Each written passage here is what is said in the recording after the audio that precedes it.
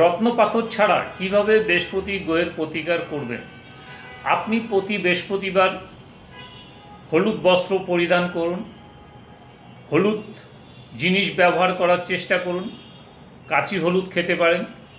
এছাড়াও আপনি স্নানের পর প্রতিদিন নাভির গোড়ায় গুঁড়া হলুদ আপনি লাগাতে পারেন।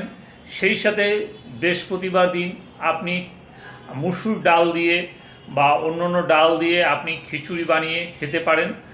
বৃহস্পতিবার দিন আপনি নিরামিষ থাকতে পারেন।